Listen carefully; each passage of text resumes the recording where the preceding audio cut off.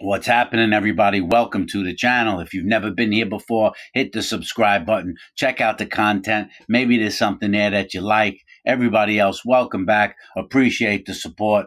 Hit the subscribe button. Let's get the channel to grow, right? I take my time to tell these wonderful stories here for you.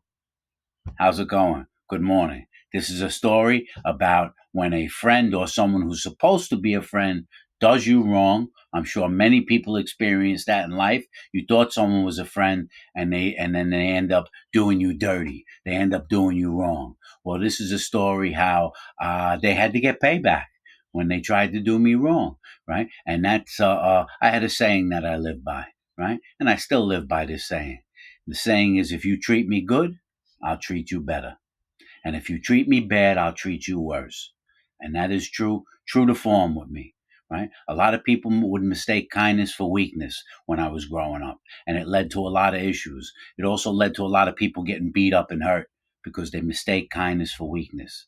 I could put on the tank top and flex and show the muscles when I was younger, even now, like these guys on YouTube, and try and talk like they're gangsters, right?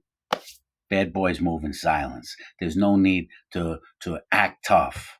Right? I never saw the need in acting tough. I said acting tough would bring attention that was unnecessary. If you're really tough, you should be quiet and know how to move. But that's a whole different story, right? So I could get nasty and wicked as the rest of them. And when this guy, who was supposed to be a friend of mine, did me wrong, I ended up letting him off easy, but I still had to get him back. Right? I had a friend, and his name was, we'll call him George. How about that? And George was someone that I hung out with all the time. All the time growing up. I grew up with him when I was a kid, a teenager, 15, 16, 17 years old. He was a little younger than me then. But as we got older, we spent time together and chilled out. And George turned into a drug dealer, right? He turned into a big cocaine dealer, pretty big. And I mean, he wasn't selling half grams and grams. He was selling quarter kilos, half kilos, kilos, right? And he was doing this at the age of 19, right? He became a big coke dealer. And at 19, he had a girlfriend that was like 35 years old, and he ended up getting his own house at a very young age. He was successful in the drug game, and he didn't do any drugs, so that benefited him in that game.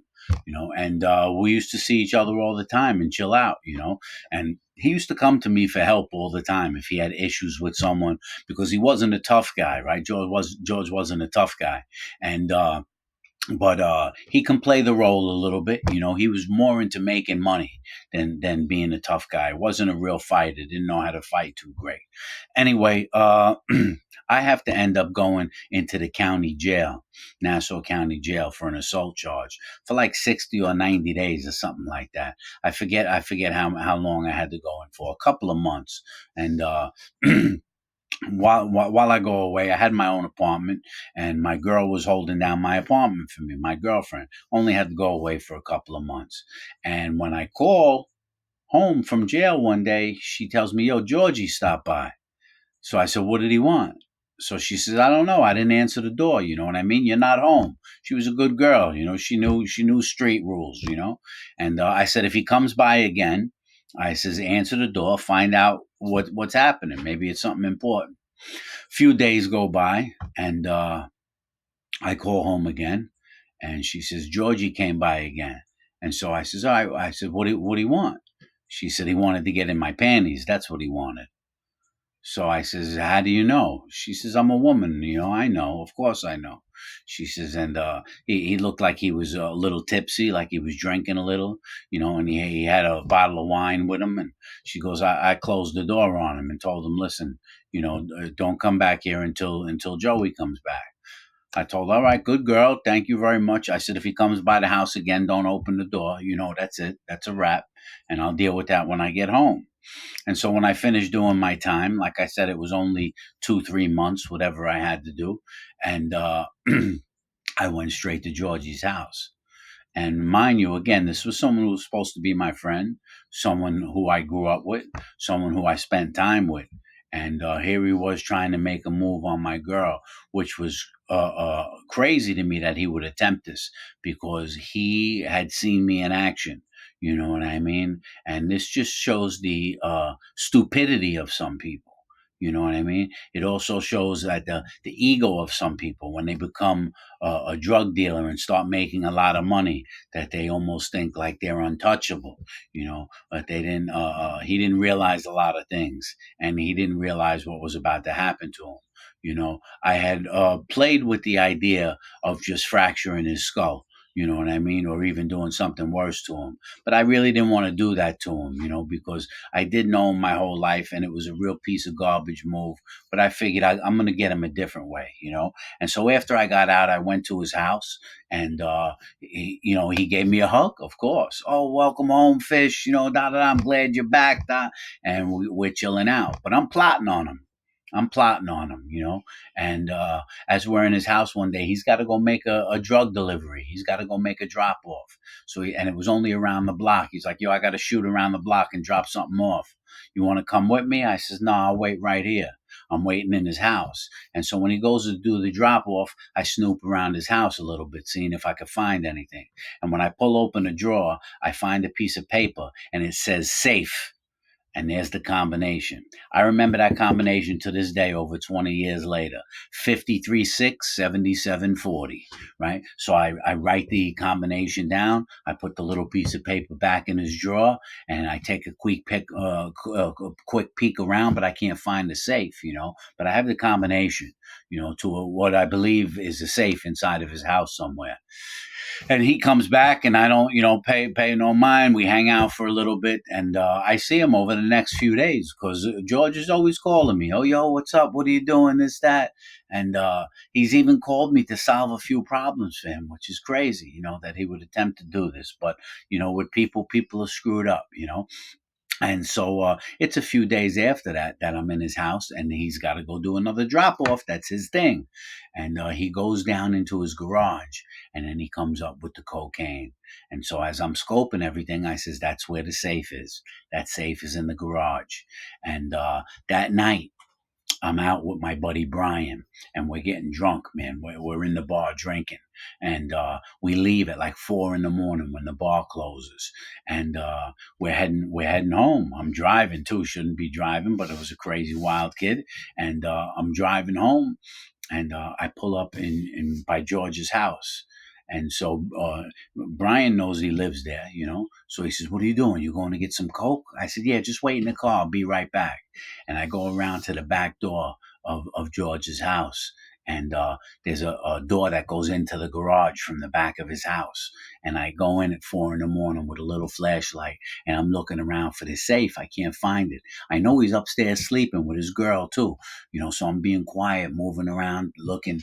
And I see an American flag hanging on the wall, and something tells me to move it. And when I lift it up, there's the safe in the wall right there. So I start doing the combination 2, 3 times. I can't get the safe to open. I'm like, is this, do I have the combination to a different safe? Maybe it's not working. And I can't figure it out. So I had a cell phone. Cell phones were new at that time, too. I remember it was the big one. You had to pull the antenna up the whole 9 yards. And I call my buddy and I tell him, yo, listen, I'm in front of a safe right now. I believe I have the combination. I says, and I can't get it open. And my buddy panics. You're not calling me from the house, are you? I said, no, listen, I'm calling you from a cell phone. I says, just tell me how to do this. My buddy knew about safes. He was pretty good. And he asked me how many numbers are in the safe. I told him 4. He says, go 5 times to the right and stop at 0. Clear the dial. I didn't even know to do something like that. And so I cleared the dial. He says, give me the first number. I said, 53. He goes, pass 53 2 times, stop on the 3rd time. I passed 53 twice. Boom. Next number, 6. He goes, go to the left, pass it 1 time. He says, and I do that. He says, give me the next number, go to the right. And then he says, give me the last number, 40. He goes, don't pass it, just go to it and stop on it. I go stop on it. He says, try the handle. Boom. The whole thing opened up. I said, wow, right? So I said, I'll call you later. I hang up the phone. I open it up, and there's over a kilo of cocaine right there, about a key and a half almost. I take that. There's like a half a pound of weed in there. I take that, and there's $5,000 in cash. I take that. Boom. Close the safe. Lock it. Leave. Go back up, run to the car, drop the bag on Brian's lap when I jump in the car. As soon as he opens it and sees everything, he goes, "You robbed George?" I said, "Yes, I robbed George." That's it. Well, I told him why then. I said, "Listen, while I was away," I says, "he tried to get in my girl's panties. That's it. That's what he gets. F him." I hit my buddy off. I hit my buddy Brian off with a little cash. I hit him off with some coke. I hit him off with some weed. I give him a piece. He's good. That's my boy. God rest his soul. He passed away. My buddy Brian, not long ago, less than a year ago.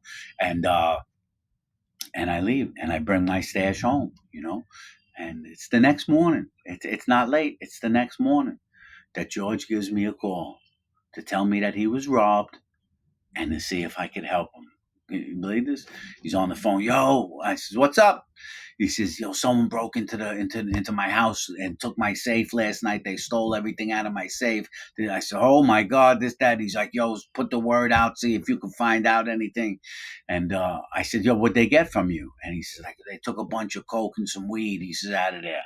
I says, "What about the 5 grand? Did they take the 5 grand?" So he's like, "Yo, what's up?" I says, "I took all your shit. How about that? I got it all right here." I said, "You want to try and sleep with my girl?" I says, when I'm locked up, you want to try and sleep with my girl?"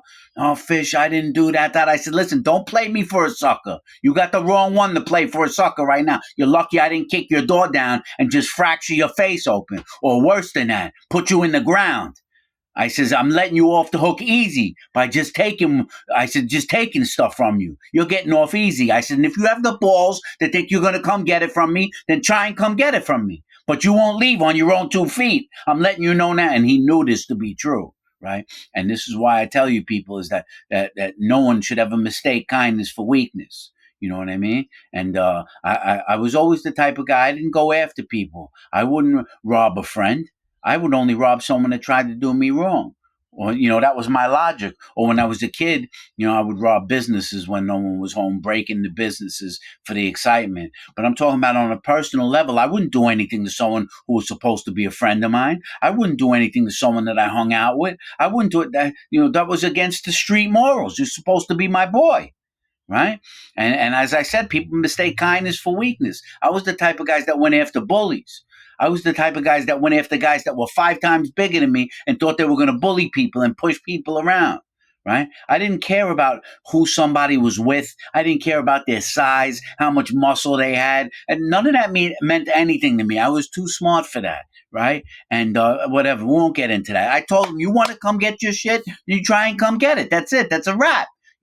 And hung up the phone. And of course, I was prepared. And I'm not stupid. I was prepared. I knew he wasn't coming. And he didn't have no balls, right? As I said in the beginning of the video, he made a mistake. He thought he became a big drug dealer and was making money, and thought he was bigger than he was, and thought he can do what he wanted. But he paid the price for it. And we didn't speak again after that for like 10 years. We didn't speak again. We did end up speaking again later after I came home from prison. He actually went away for 10 years for the sale of cocaine. I went away first for my charge for 17 years. And while I was inside, he went away for 10 years into the federal system. And then we ended up, when I came home, bumping into each other, and it was water under the bridge. It was a wrap. There was more to the story than that. But that's what I have a few stories when friends, people who are supposed to be your friends try to do you wrong. But that was just one of them. Figure you might find it a little entertaining. And I'm sure, as I said, many people have friends that they thought were a friend of theirs. As I said, you treat me good, I treat you better. You treat me bad, I treat you worse. That's the moral of this story right here. And that's it. I'm ending with a smile, man. I hope you guys have a wonderful day. Hit the subscribe button on the channel. Check out my stuff, man. Love you guys. Take care.